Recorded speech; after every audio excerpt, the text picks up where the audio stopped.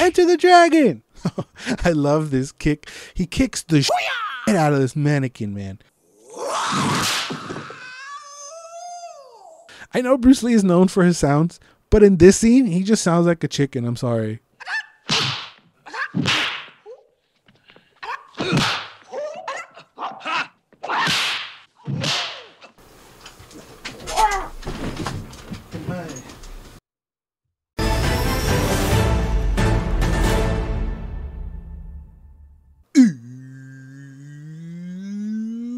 Welcome to the list. This is a show where we pluck out a name of the Geeks from Joseph podcast. You should watch list, watch it, and review it for your viewing pleasure. I'm host Enterprise. The movie I'm scratching off the list today is the 1973 Bruce Lee classic, Enter the Dragon. Got wrong. Enter the Dragon! A Shaolin martial artist travels to an island fortress to spy on an opium lord, who is also a former monk from his temple under the guise of attempting a fighting tournament. Like many movies from the list, I've never seen this one from the beginning. I've always seemed to get the very last bit, like the whole mirrors and the fighting, and honestly the greatest parts of the movie. But it was fun to find out that the original name for this movie was Blood and Steel, but Bruce Lee didn't actually like it and pushed for different name changes. The other names were The Deadly Three and Hans Island, but I think it was Bruce Lee who ultimately suggested Enter the Dragon, which is such a dope name. From the jump, this movie starts out with a fight and what looks like early prototypes of MMA gloves. Some might say even better than the UFC gloves, because I didn't see no eye pokes in this movie.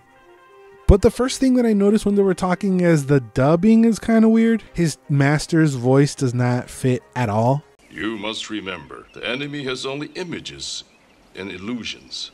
But this actually was the first film that featured Bruce Lee's actual own voice for himself. When the opponent expands, I contract. When he contracts, I expand. And when there is an opportunity, I do not hit. It hits all by itself. And the theme song is funky as all hell, as I think every theme song from every movie of the 70s was, but this one just slaps.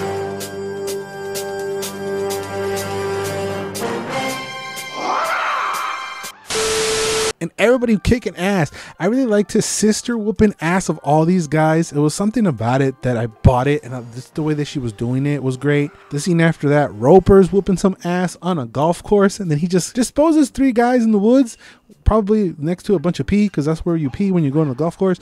And then just like continues, and just how much money you got? $67. Hey, so do I.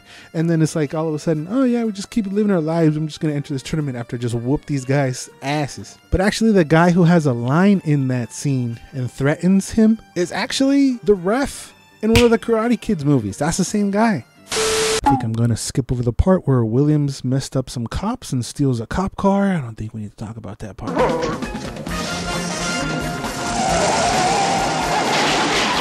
I didn't remember my boy Chesticles was in this movie. Bolo Young from Bloodsport. My boy was thickums, man. And he has this presence of like this scary guy, kind of like Goro. And just like his presence and like his chest, he's all thick and like and scary. Speaking of Mortal Kombat, this whole movie is basically the original Mortal Kombat. It's an island where he brought the best fighters from around the world to fight, and they die, and then some guys get killed, and everybody's like, oh well, let's go get some lunch. And they just walk off.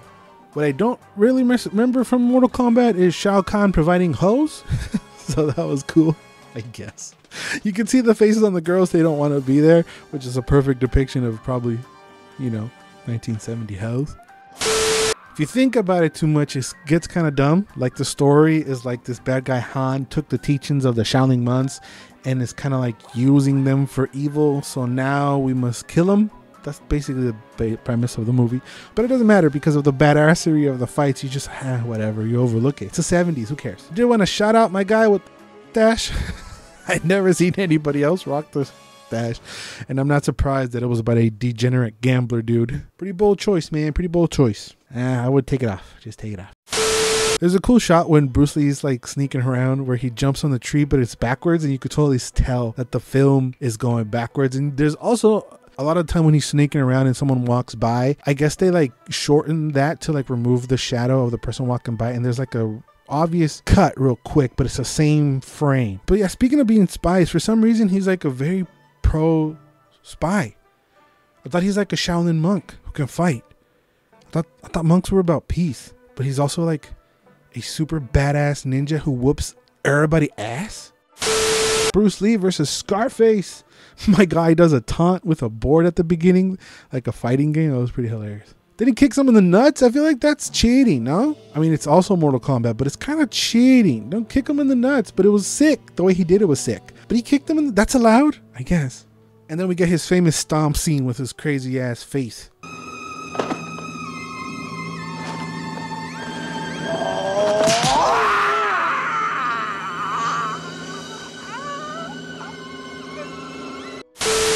But like I said, the last 20 minutes of the movie are the best part. He's whooping ass of all these different video game AI guys. It's just beautiful. I didn't even notice, I mean, maybe this is racist on my part, but I didn't even notice that one of the guys was actually Jackie Chan. He fights him a couple times. He actually breaks Jackie's neck in the movie.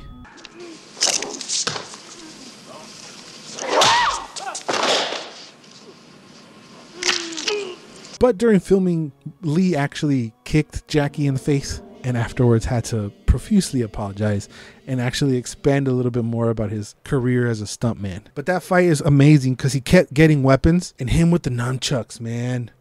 Oh, even the sound of the nunchucks makes it sound cool, and it's sick.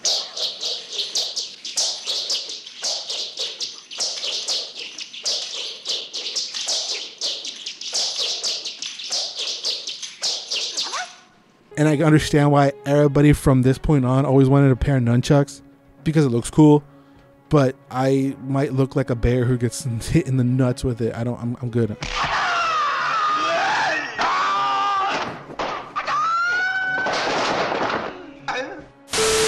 Then we get the fight against Mr. Chesticles. He dies from a kick to the balls. And I guess that's the only weakness that Mr. Chesticles got. A kick to his actual testicles.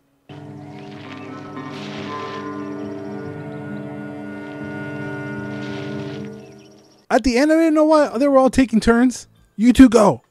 Why are you sending two guys at a time? Just send them all, man. But I wouldn't take no orders from Han. He had like the worst looking fighting, but his hand augmentations made him look kind of sick though. When Bruce Lee is doing some of his spy stuff, there's a Cobra revealed, and on set, Lee actually got bit by the Cobra, but luckily they took those poisonous glands out of the snake, so he never really got poisoned. I know Bruce Lee is known for his sounds, but in this scene, he just sounds like a chicken. I'm sorry.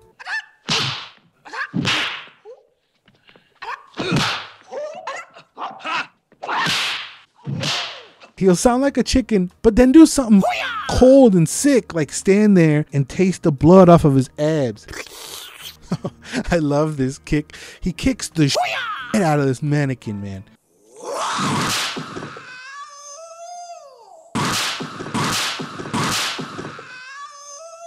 The mirror scene is obviously legendary, and it was inspired by the director when he went to a Chinese restaurant and the whole restaurant was plastered with mirrors. While watching it, was like, okay, how could you not tell which one is the real guy? But actually during set, the film crew couldn't stood there for longer than 15 minutes because they would get disoriented.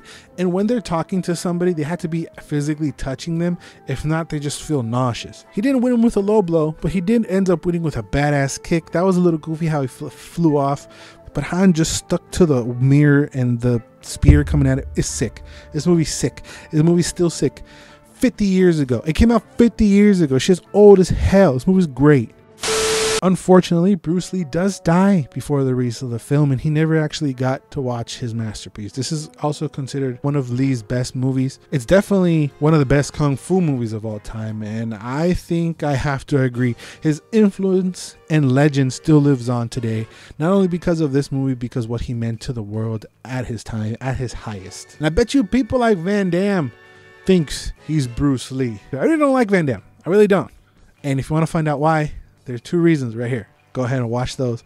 Don't forget to like, comment, and subscribe. And remember to always and forever, you do you.